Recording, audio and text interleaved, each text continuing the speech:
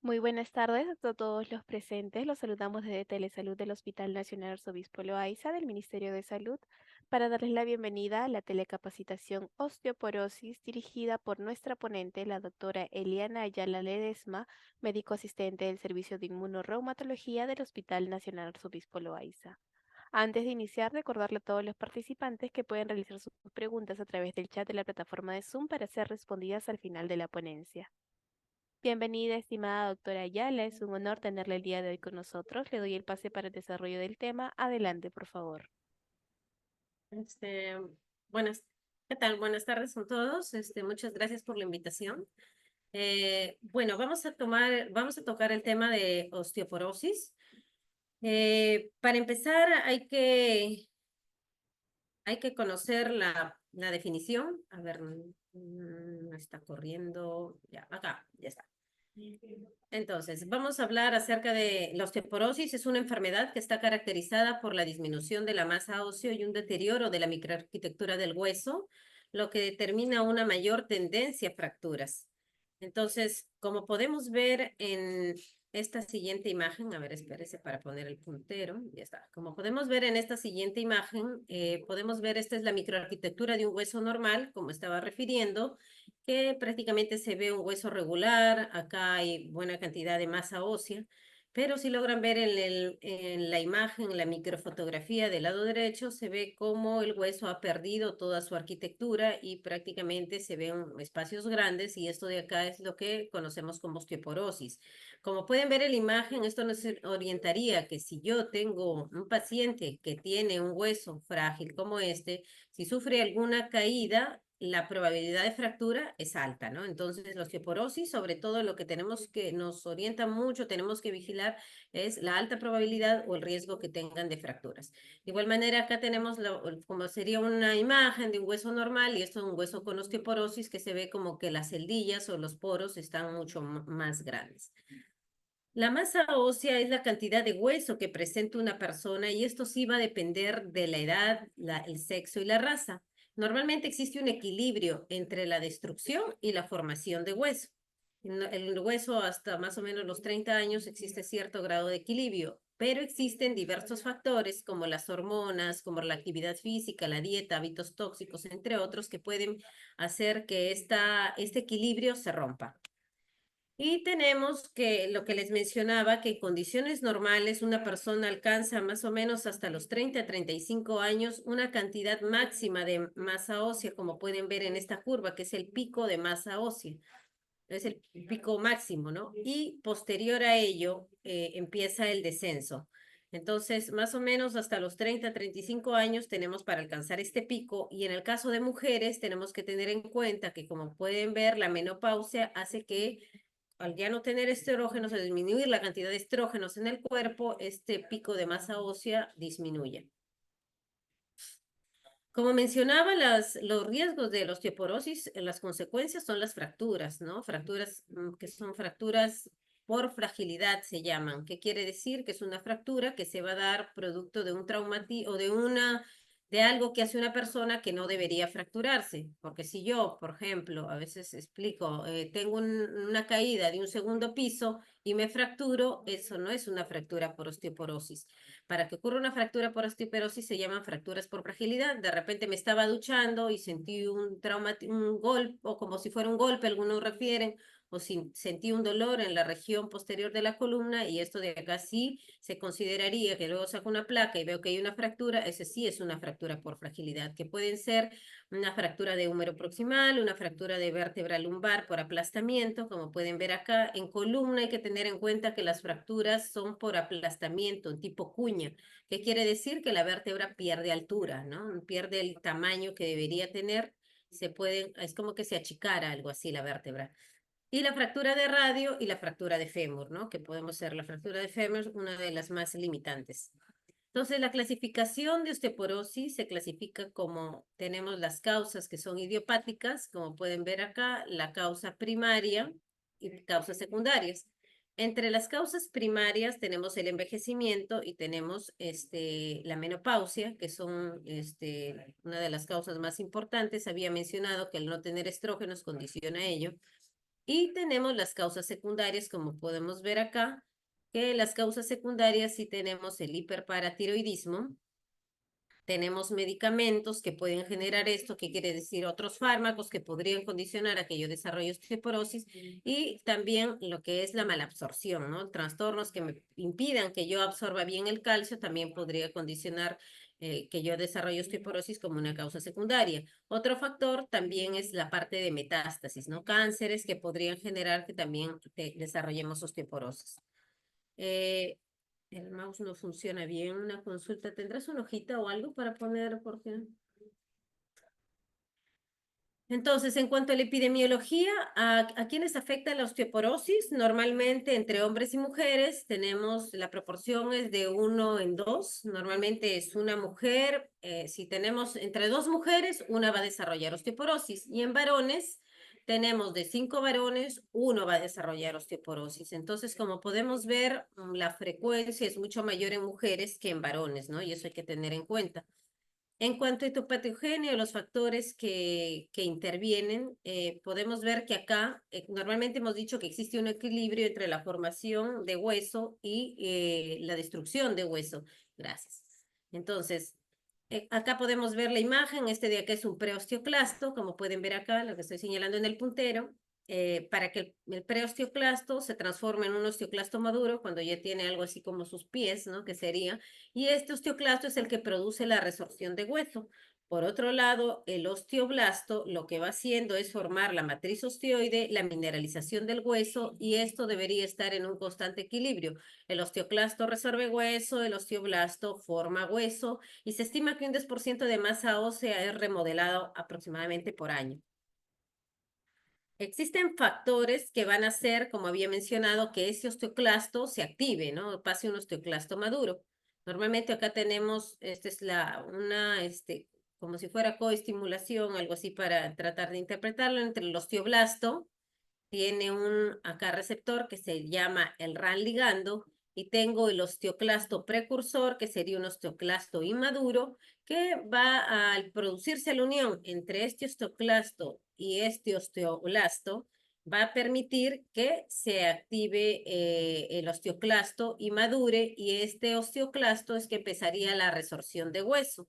Entonces, hay uno de los fármacos que vamos a ver más adelante, que se llama el denosumab, que lo que hace es impedir acá, en la unión del RAN con el RAN ligando, y al impedir esta unión, lo que va a evitar es que el osteoclasto pase a la forma madura, y con esto ya no se produciría la resorción de hueso. Entonces, ese es uno de los mecanismos. También tenemos otros factores, como por ejemplo, que pueden influir en este patogenia de osteoporosis. Tenemos, por ejemplo, los corticoides, que por el contrario van a estimular esta maduración de los osteoclastos, porque van a favorecer esta unión del RAN con el RAN ligando. Entonces, tenemos factores de riesgo. Dentro de los factores de riesgo para osteoporosis y las causas de riesgo, hay factores que van a ser no modificables, como la edad avanzada, la raza asiática o blanca, tener talla baja y personas delgadas, o antecedentes familiares de tanto osteoporosis en algún familiar, ya sea padre o hermano, ¿no? Entonces, si yo tengo un familiar directo, ¿no? Que tiene una fractura, pero osteoporosis, o una fractura relacionada a la osteoporosis, tengo mayor riesgo. Y hay factores de riesgo que son modificables. Dentro de ellos, los bajos niveles de estrógeno en las mujeres, que esto de acá ya he referido, que condiciona que uno desarrolle mayor riesgo de osteoporosis. Si tengo anorexia nerviosa o bulimia, tiene que ver con la ingesta, con la dieta, cigarros, el abuso de alcohol. Bajos niveles de calcio y vitamina D por la ingesta, estilos de vida sedentarios, la inmovilización también condiciona mayor riesgo de osteoporosis, medicamentos como corticoides, heparina, o otras enfermedades como el hipertiroidismo, hiperparatiroidismo, la enfermedad de Cushing, artritis reumatoide, o otras enfermedades autoinmunes, en las cuales de por sí muchas veces también utilizamos corticoides, y esto favorece más el riesgo de osteoporosis. Tenemos los factores de riesgo de fractura relacionados con osteoporosis. Mientras más factores de riesgo estén presentes, mayor riesgo de fractura vamos a tener. Entonces, una ingesta baja de calcio o una alta ingesta de cafeína, el alcohol, que generalmente sí lo han clasificado con más de 3 bebidas al día, condiciona mayor riesgo de poder tener a la larga una fractura por osteoporosis. El fumar, el exceso de vitamina A, algunos antiácidos o la baja vitamina D también condicionan a ello. La delgadez extrema, a diferencia de lo que muchos acá sí se pensaba que podía ser la obesidad, acá la delgadez extrema sí sobre todo condiciona tener osteoporosis. Factores genéticos, tenemos homocistinuria, los Danlos, síndrome de Marfan, alteraciones hipogonadales, tenemos la anorexia nerviosa, la bulimia, la panhipopituitarismo, hiperprolactinemia y enfermedades metabólicas, endocrinológicas, tenemos diabetes, hiperparatiroidismo, tirotoxicosis y síndrome de Cushing. En cuanto a manifestaciones gastrointestinales o, bueno, compromisos, alteraciones gastrointestinales, todo aquello que va a hacer que evite la reabsorción de calcio, entonces eso va a condicionar, tenemos la enfermedad celíaca, intestino irritable, malabsorción, alteraciones hematológicas, mielomas, leucemias, linfomas, alteraciones, todo lo que es las enfermedades autoinmunes y reumáticas, todas las enfermedades lupus, artritis reumatoide, espondilitis anquilosante. También tenemos el alcohol, que ya había mencionado previamente, depresión y medicamentos como los anticoagulantes, como por ejemplo tenemos heparina, tenemos los tratamientos quimioterápicos para el cáncer, también condicionan a ello, tenemos ciclosporina, anticonvulsivantes y un dato importante para nosotros es acá los corticoides. Entonces, más de 5 miligramos al día de prednisona o su equivalente por más de 3 meses condiciona mayor riesgo de tener osteoporosis. Hay que vigilar sobre todo acá los factores de riesgo de caídas, tenemos factores ambientales, se podría tratar de tener cuidado en la asistencia en los baños, ¿no? Poner muchas veces cuando el paciente es adulto mayor, tratar de poner barandas, tener cuidado con las alfombras, las escaleras deberían estar bien iluminadas, evitar obstáculos a la hora para los pacientes, sobre todo para adultos mayores y la parte de las puertas, muchas veces puertas deslizantes. Entonces, factores de riesgo principales para osteoporosis, ya hemos mencionado, tenemos el alcohol, los corticoides, el uso de corticoides hace que uno pueda tener mayor riesgo de osteoporosis, la baja ingesta de calcio, los bajos estrógenos, el fumar y la vida sedentaria. En cuanto al diagnóstico, si bien es cierto, existen signos y síntomas acá que muchas veces llegan los pacientes diciendo me duele la espalda, debo tener osteoporosis, o tengo dolor de la mano, tengo dolor de la cadera, probablemente pues vengo para mi descarte de osteoporosis, que muchas veces ocurre, pero hay que tener en cuenta que la osteoporosis en sí no da síntomas, es una enfermedad asintomática. Entonces, ¿cuándo yo debo sospechar de que pueda tener de repente una fractura por osteoporosis o la enfermedad? Cuando existe una pérdida documentada de 3 centímetros en la estatura, de lo que yo tenía una talla determinada y veo que 3 centímetros he perdido de altura, eso sí me condicionaría que tengo una fractura vertebral probablemente, o de 4 a 6 centímetros desde la talla recordada en la juventud, ¿no? O sea, de lo que yo tenía en mi juventud, de 4 a 6 centímetros. Y lo otro es de la última toma que yo haya hecho, que me haya notado que ha perdido 3 centímetros. Si bien es cierto, hemos mencionado que la osteoporosis puede ser primaria y secundaria, hay que hacer todo un estudio de hueso para ver y sobre todo, principalmente para descartar las causas secundarias, pues como habíamos visto, tenemos que neoplasias pueden hacer, hiperparatiroidismo podría generar osteoporosis y condicionar ello. Entonces, lo ideal es hacer el estudio, el hemograma, calcio corregido, fósforo, creatinina, fosfatas alcalina, el proteinograma, la vitamina D, que es importante porque sabemos que va a tener un rol en la absorción del calcio, y obviamente TSH, PTH y en general el estudio de hueso. Tenemos también marcadores bioquímicos de hueso, bioquímicos óseos, que son marcadores que me van a decir si se está formando hueso o marcadores de resorción ósea. Entonces, acá en Perú, la verdad, no dosamos marcadores de formación ósea, nuestros marcadores principalmente son de resorción ósea. Y en esta imagen que pueden ver acá, tenemos que, por ejemplo, acá vamos a tener el osteoblasto, que es la célula que les había mencionado, encargada de formar hueso. Tenemos la fibra procolágena y esto de acá lo que va a hacer es, vamos a tener péptidos que tenemos el colágeno 1, el P1P, el P1CP. Entonces, si yo dosara esto de acá, me indicaría de que el osteoblasto está formando hueso. Pero, lamentablemente, acá no lo hacemos.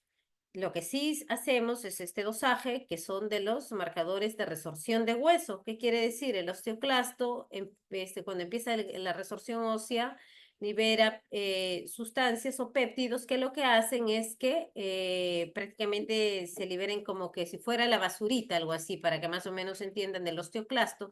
Y ello lo que va a ser dosado. Tenemos el NTX, el PIR, el CTX, que son estos péptidos, estos telopéptidos de colágeno sí se dosan. Entonces, esto sí me orientaría a ver qué tanto está avanzando o no avanzando la osteoporosis, ¿no?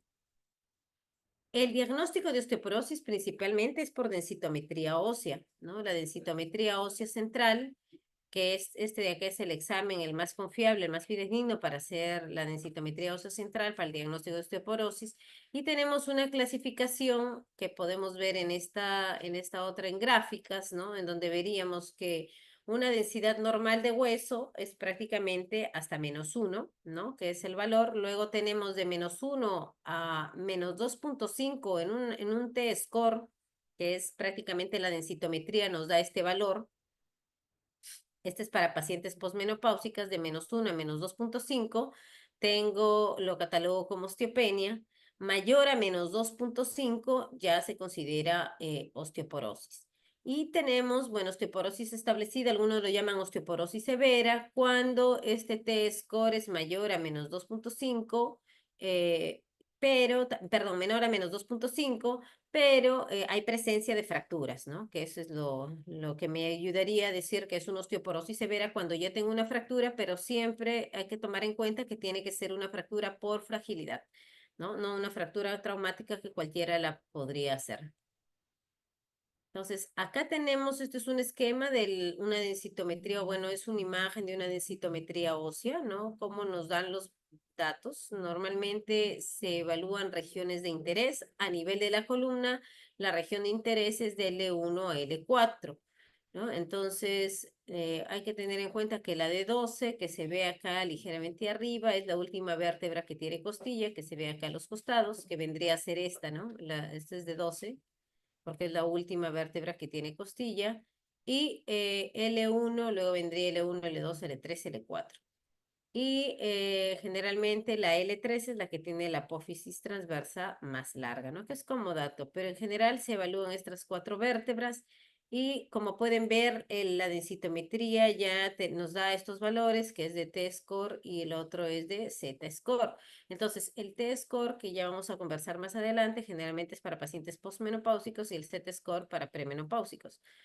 Y acá, como podemos ver, por ejemplo, si evaluamos el promedio de L1 a L4, tenemos un valor de -3.0, que más o menos coincidiría en donde está el punto de acá, ¿no? El punto de este punto negro, ¿no? A nivel de la densitometría, entonces acá el paciente tiene osteoporosis. Ahora, si un paciente tiene osteoporosis, lo ideal es que si hemos mencionado que hay estos riesgos de que haya perdido altura o yo estoy pensando que pueda tener una fractura, sí hay que pedir radiografía de columna. Y por ejemplo, acá tenemos, como les mencionaba, las fracturas a nivel de vertebral, lo que hay es una pérdida de la altura de la vértebra, como pueden ver esta vértebra. Entonces, esta vértebra es la L2 y lo que vemos es que prácticamente acá ha hecho como una cuña, ¿no? Entonces ha perdido, comparen con esta otra, que es una vértebra de tamaño normal. Acá tenemos una fractura que es como una fractura en cuña que está haciendo el paciente. Entonces, esto de acá podría tratarse de una fractura por osteoporosis. La otra zona de interés que también se evalúa, las zonas de interés, tenemos la zona de caderas, el trocánter menor hay que tener en cuenta acá, no debería visualizarse. Y en la zona de interés se sitúa en la parte del cuello femoral. Y como vemos acá, la zona del cuello femoral, por ejemplo, si fuera una paciente posmenopáusica, está en -3, -1.3, perdón, entonces por eso sale el valor acá, y acá prácticamente sería una osteopenia. Y en el antebrazo que tenemos de igual manera, se toma el radio 33% y tenemos que es -1.6. Existen las densitometrías que son las densitometrías periféricas. Ahora, estos de acá son más para screening, no es una densitometría que nos sirva para diagnóstico como tal, sino solamente es screening y muchas veces se hace en el pie o también en la mano, pero el diagnóstico definitivo se hace con la densitometría ósea central, como habíamos mencionado. Estos son los valores del T-score y del Z-score que les estaba refiriendo, que son valores que ya nos da la densitometría, en la cual ya tenemos el valor como la máquina prácticamente nos los da. Y sí, acá en el T-score es prácticamente una diferencia entre la densitometría de un paciente y la densitometría media en un adulto joven sano, emparejados por género y etnia. Entonces acá es mi paciente con la densitometría media en un adulto joven sano, como que el comparador y es el dato que me da el densitómetro, ¿no? Y el Z-score es una comparación con la media de la densitometría esperada para el paciente comparado en pares, ¿no? O sea, es tratar de comparar a mi paciente no con el adulto joven sano, sino con prácticamente con alguien similar a él, ¿no? Que estén agrupados por edad, género y por grupo étnico. Entonces, es lo que se esperaría para ese paciente de esa edad, ¿no? De esa edad, de ese género, de esa etnia. Ahora, ¿cuándo pedir una densitometría ósea? Las densitometrías óseas, lo ideal, se deberían pedir en pacientes mujeres que tienen mayores de 65 años y si yo considero pedir en una mujer que tenga menos de 65 años, debería tener algún factor de riesgo de los que he mencionado previamente. En el caso de varones, son varones generalmente a los 70 años y como de igual manera, si fuese el caso que necesito pedir a alguien de menos de 70 años, lo ideal es ver que tenga algún factor de riesgo para pedir. Entre los factores de riesgo tenemos el bajo peso corporal, ya habíamos mencionado algunas de ellas, la fractura previa, el uso de medicamentos de alto riesgo o alguna enfermedad o condición asociada con la pérdida de hueso. Entonces, esto condiciona a que también yo sí podría pedir en estos pacientes por el riesgo que puedan hacer. Hay una escala que manejamos, bueno, en reumatología, es una aplicación que inclusive está en los celulares, o lo puede uno descargar del mismo internet, que se llama el FRAC. El FRAC es una herramienta que nos permite evaluar el riesgo de fractura que va a tener mi paciente. Son preguntas que ya están establecidas. Lamentablemente acá en cuanto a país, no utilizamos muchas veces el de México, no ha habido uno peruano como tal. Estaban hasta lo último tratando de ver la incorporación o sea, de nosotros hacer estudios para poder también ser incluidos ahí, pero por el momento usamos muchas veces el mexicano, ¿no? El mexicano por la etnia, o eso podría utilizarse.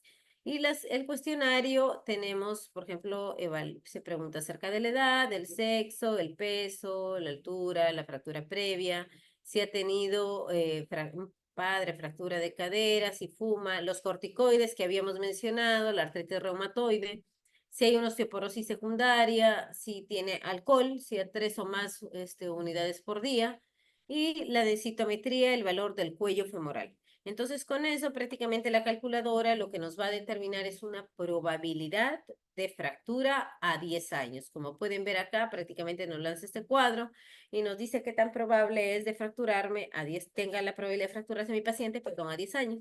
Y lo clasifica como fractura osteoporótica mayor, que se vendría a ser la parte de sobre todo columna y te da un porcentaje, y la fractura de cadera. Entonces, es un predictor, como digo, de probabilidad de fractura, ¿no?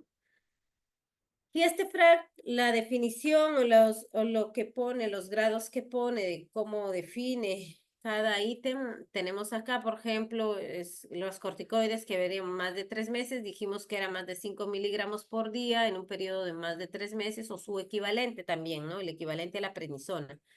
Y, por ejemplo, en alcohol, si consideran 3 o más unidades por día, y una unidad la consideran, por ejemplo, como un vaso de cerveza o media copa de vino, entonces me dan unidades para tratar de determinar ello. Ahora, en cuanto al tratamiento de osteoporosis, si bien la osteoporosis como tal es una enfermedad que una vez que lo tengo, lo ideal es que eso evitar el avance, sobre todo de la enfermedad. Hay algunos pacientes que sí se ven los parámetros de mejoría con el tratamiento. Más importante muchas veces es la prevención, evitar llegar a eso. Y eso se consigue a través del tratamiento no farmacológico, modificando estilos de vida y también con el tratamiento farmacológico. Dentro del tratamiento farmacológico tenemos suplementos de calcio, de vitamina D, el reemplazo hormonal que muchas veces nosotros utilizamos, sobre todo los bifosfonatos actualmente que tienen, para nosotros es asequible, es fácil, o sea, es fácil de usar y también el paciente lo puede tomar porque normalmente la gran mayoría son pastillas y no son, muchas veces hay algunos que no son tan caros, ¿no? Tenemos entonces qué medidas generales se deben utilizar, medidas en la población general y con factores de riesgo. El ejercicio es importante, los suplementos de calcio y de vitamina D son importantes, la dieta rica en calcio, el parar de fumar también tenemos, el consumo reducido de alcohol, programa prevención de caídas, inclusive existían unos protectores de cadera que se ponían los pacientes que eran como unas almohadillas en la cadera por si el paciente se caía, tenga el protector para que no se fracture. Pero esto sí, su nivel de evidencia es bajo. Entonces, limitar la ingesta de cafeína también, los factores, tratar de controlar un poco los factores que habíamos dicho que pueden aumentar o acelerar este riesgo de tener osteoporosis. ¿Cuáles son las recomendaciones? En cuanto a tenemos del calcio y la vitamina D, debería haber una ingesta diaria de calcio elemental en mayores de 50 años entre 1000 a 1200 miligramos. Y los suplementos de vitamina D sí debe estar en personas sanas que no tienen bajo riesgo de deficiencia de vitamina D entre 400 a 1000 unidades, ¿no? Diarias. Ahora, en personas mayores de 50 con riesgo moderado, sí debería ir en una dosis de 800 a 1000.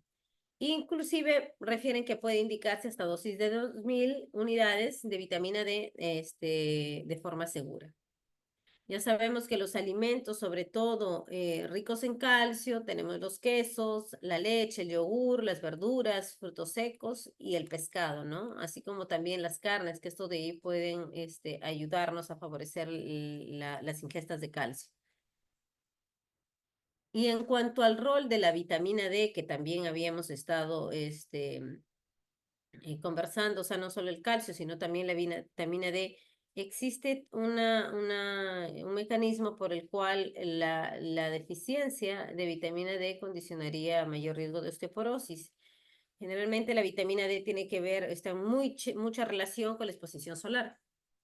Entonces, si tengo poca exposición a la luz solar, voy a tener bajos niveles de vitamina D. Y estos bajos niveles de vitamina D lo que van a condicionar es que aumente la PTH, que es la paratormona. Este aumento de la paratormona va a producir mayor, como pueden haber, reabsorción de hueso, y esto de acá va a condicionar que yo tenga mayor osteoporosis, ¿no? Entonces, es una cascada, pero que todo lo genera la deficiencia de vitamina D, por un lado, y sobre todo con esto de acá la resorción y PTH, que es importante, ¿no? En cuanto al tratamiento farmacológico, existe una terapia antirresortiva y existe una terapia osteoanabólica. Normalmente nosotros tenemos la terapia antirresortiva, que es la que la que más usamos.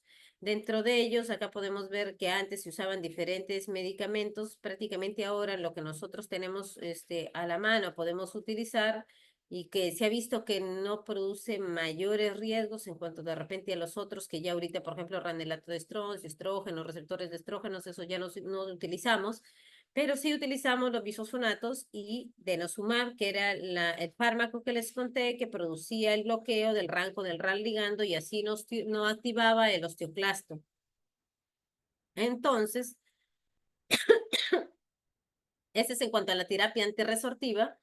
Y en cuanto a la terapia osteoanabólica, tenemos la PTH recombinante y el teriparatide, pero actualmente, o bueno, no, los costos son excesivos de eso, ¿no? Sí son costos demasiado altos, muy difíciles de alcanzar para la población general, ¿no? Entonces vamos a hablar un chiquito recordar acerca del los bifosfonatos, que es lo que más podemos usar. Dentro de los bifosfonatos, los que tenemos, inclusive por el CIS, ¿no? Es fácil de acceder. Tenemos uno de los principales, que es alendronato, son bifosfonatos nitrogenados. También tenemos el ibandronato y el solendronato, ¿no? El ácido solendrónico, entre otros que ya no se utilizan tanto. Entonces, estos fármacos lo que van a hacer es inhibir prácticamente bueno, una enzima que es la sintetasa de farnesil pirofosfato sintasa, bueno, y con eso de acá lo que va a generar al inhibir a esta sintetasa, lo que va a generar es que hay una pérdida del citoesqueleto y del borde del cepillo y vesículas dentro de él. Acá, como pueden ver, este era un osteoclasto normal y miren el osteoclasto después de la absorción de bifosfonato. Entonces, el osteoclasto, como está intentando resolver, también resorbe el medicamento, o sea, está en el proceso de absorber el bifosfonato y va a producir prácticamente la desorganización del citoesqueleto, pérdida del borde del cepillo y alteración en el transporte vesicular. Y finalmente, una muerte celular por apoptosis del osteoclasto, y con ello, obviamente, permitiría de que ya no se produzca mayor resorción ósea, ¿no? Y con eso trataríamos de controlar la enfermedad. El alendronato es un fármaco que se da generalmente semanal. Lo ideal es que estos fármacos se tomen en ayunas, con agua, que el paciente, si bien es cierto, o sea, sea en ayunas, pero que luego no vuelva a regresar a su cama o recostarse para evitar el reflujo, porque sí pueden dar reflujo. Y como les mencionaba, el endronato es semanal, el ibandronato es una vez al mes, el ácido solendrónico es un medicamento que se pone endovenoso. Y el denosumab, que es el otro fármaco que también había mencionado, ese es subcutáneo cada 6 meses. Entonces, el mensaje yo creo que de esta ponencia es que toda persona sana es un enfermo que se ignora, porque muchas veces, como hemos mencionado, la mayoría piensa que la osteoporosis puede dar síntomas y van por dolores de repente de artrosis, dolor de un tendón o contracturas musculares y piensan que puede ser osteoporosis. Ese es un grupo de pacientes, ¿no? Que van por dolor pensando que va a producir síntomas. Y hay otro paciente que puede que nunca vaya porque no siente dolor y puede que tenga osteoporosis, sobre todo si también de repente tengo papá o mamá que tienen osteoporosis, ¿no? Entonces, yo creo que nos quedamos con este mensaje y bueno, muchas gracias por su atención. Muchísimas gracias y felicitaciones, doctora Ayala. Mientras los participantes van redactando sus preguntas, ¿nos podría brindar alguna otra recomendación adicional respecto al tema? La parte de la actividad física sí es, yo creo, muy importante. Miren acá en el último gráfico, como pueden ver, la parte del ejercicio, tonificar los músculos, tratar de hacer caminatas. Si bien es cierto, ya los osteoblastos, que son las células que forman hueso, ya no es igual a la de un niño, de repente la de una persona adulta, pero el ejercicio y la actividad física ayudan, ¿no? Y sobre todo evitar la parte de muchas veces la dieta, ¿no? En cuanto a tratar de alimentarnos mejor, de leche, huevos, queso, alimentos ricos en calcio, que es importante. Los pescados ayudan mucho en cuanto a dieta, por ejemplo, a veces la parte de sardinas, bueno, también se podría consumir, el salmón, que podría ayudar, atún, caballa, esos pescado también nos ayudaría. Legumbres también pueden servir para la parte del calcio, frijol, lo que son lentejas, son garbanzos, también podrían ayudarnos. Vegetales, espinacas, el brócoli también es otro alimento es rico en calcio. Entonces, tratar de escoger de nuestra dieta los alimentos ricos en calcio y sobre todo también en cuanto a vitamina D, bueno, ahora que con ya la radiación solar, que también es un problema, con la dieta yo creo que podríamos mejorar muchas veces si no podemos tener mucha exposición a la luz solar para tener niveles óptimos de vitamina D, pero podemos hacerlo también con la dieta, yema de huevo, queso, que también por ahí tienen, hígado de res, pescados que les había mencionado, cereales, ¿no? Algunos cereales que también pueden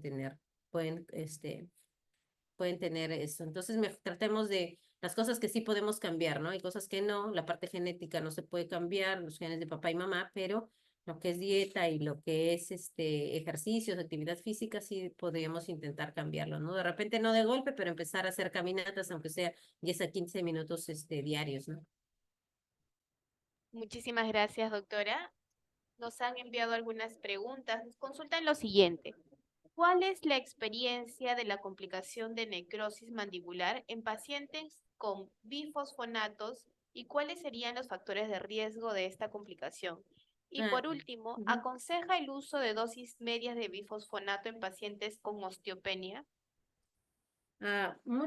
Bueno, es una buena pregunta. La verdad, sí, como pueden saber, lamentablemente con todos, no solo con los bifosfonatos, inclusive con denosumab, que es otro fármaco que también les estaba diciendo del RAN con el RAN ligando, también hay estudios de que dice que podría generar igual la necrosis, ¿no? Pero la parte buena es que la probabilidad es muy baja, ¿no? O sea, uno más o menos uno de los últimos artículos que había leído era uno como en 10.000 pacientes, o sea, 10.000 pacientes que se pueden aplicar estos fármacos, uno podría desarrollarlo, pero sí hay que aconsejar al paciente uno, si se va a aplicar o en general va, ya sea sobre todo con ácido solendrónico, que es uno de los medicamentos endovenosos, es el que se ha visto que tiene mayor probabilidad de poder desarrollar esto, pese a que las probabilidades son bajas, pero sí las hay. Entonces, recomendar al paciente que no se haga, o si tiene que hacerse alguna extracción dental, preferible, o algún trabajo dental, endodoncias o algo, preferible hacerlo antes de la aplicación o inicio del tratamiento, que sería lo ideal, hacer que vaya al dentista. E inclusive hay pacientes en los cuales, por ejemplo, han estado con denosumab, que también les digo que es un medicamento que está reportado, o sea, la verdad con todos está reportado, pero más con los bifosfonatos que denosumab, pero se les dice de que, por ejemplo, pueden hacer como se pone cada 6 meses la ampolla, son ampollas subcutáneas, entonces que se espere que prácticamente pasen los 6 meses si es que ya está el paciente en tratamiento y que ahí puede realizarse cualquier extracción o curación dental, ¿no? Pero lo ideal es hacerlo por lo menos hasta inclusive decían de 1 a 2 meses posteriores a la suspensión, ¿no? Del medicamento si es que el paciente ya está consumiendo o está tomando. O sea, lo ideal sí sería de repente suspender los fármacos 1 a 2 meses para que el paciente pueda ingresar a alguna de estas extracciones dentales, sobre todo cuando curaciones dentales como tal, no tanto, más se ha visto con la parte de extracciones dentales o trabajos que tengan que hacer más endodoncias o cosas más grandes, ¿no? De la parte dental.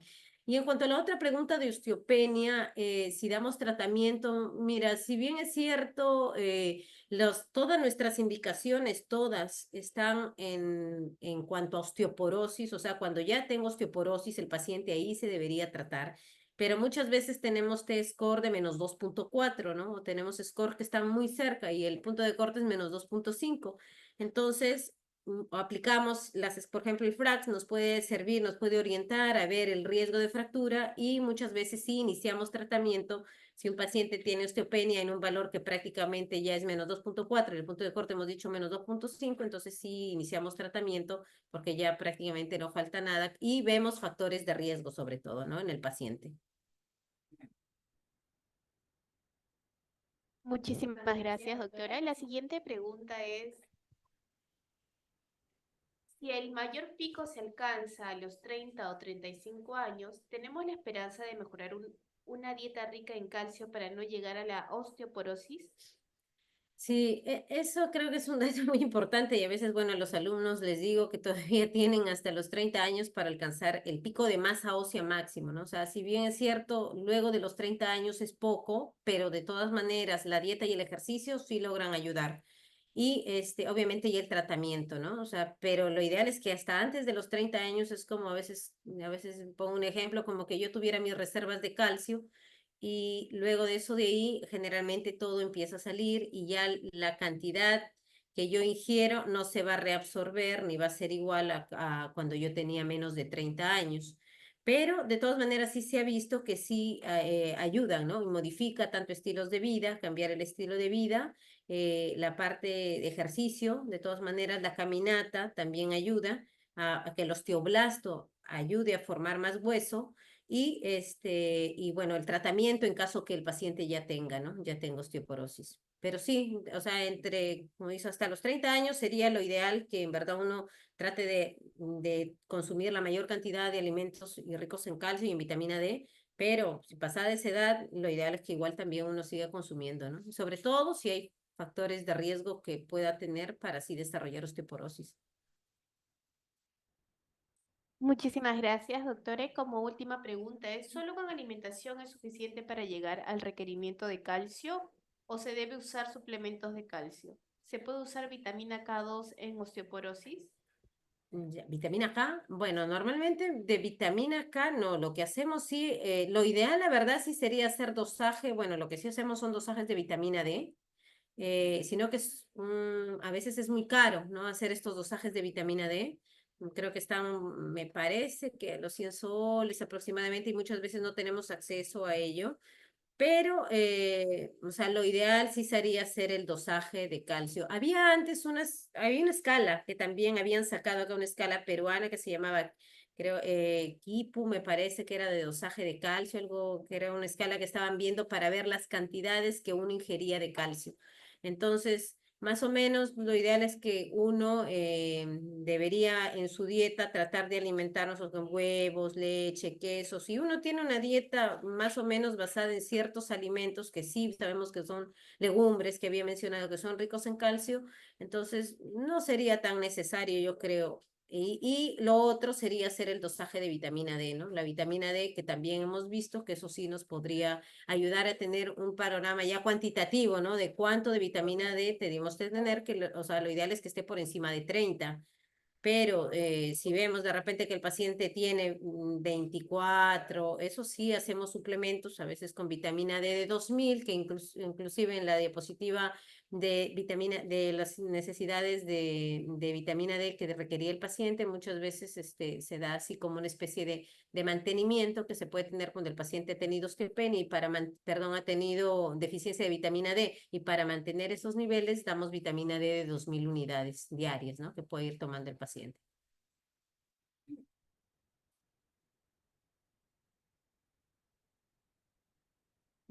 Muchísimas gracias, doctora. Como última pregunta, para finalizar esta ronda, nos consultan qué alimentos no se debe consumir para evitar la osteoporosis. En general, lo ideal es que, bueno, evitar el café, sobre todo el café, si es uno. No he encontrado, bueno, no he leído o recientemente que haya salido algún estudio de cuántas tazas de café podrían dar, porque muchas veces es difícil valorar, ¿no? Qué tan, porque puede que alguien tome un café diluido y otro come un café muy concentrado, un café expreso, pero sí han visto de que el café es uno de los factores que condiciona, así como también la parte de alcohol, ¿no? El alcohol también es otro de en general, de las cosas que podríamos nosotros evitar para tener una mejor dieta. La sal, bueno, sal también, también por ahí lo han asociado, como decían los factores, y creo que esos son la mayoría de los principales, ¿no? Que deberíamos tratar de no ingerir tanto, ¿no? Para evitar que aumente nuestro riesgo. O la otra que podría ser a veces, porque qué tanto café, ¿no? Hay gente que puede tomar 5 tazas de café,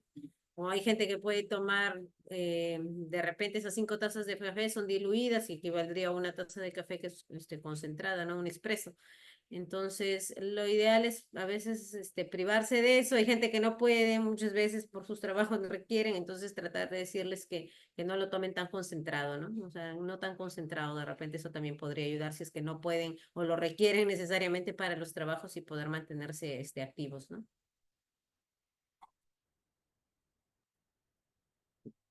Muchísimas gracias, doctora. Finalizamos la ronda de preguntas. Agradecer a cada uno de los participantes que se han conectado el día de hoy e invitarlos a suscribirse en nuestro canal de YouTube. Nos pueden encontrar como Hospital Nacional Arzobispo Loaiza. Ahí podrán ver nuevamente las telecapacitaciones y tele De igual manera pueden escribirnos en los comentarios otros temas de interés que le gustaría que se tocaran próximamente. Y con nosotros sería hasta una próxima telecapacitación. Ha sido un honor tenerle el día de hoy con nosotros, doctora Ayala.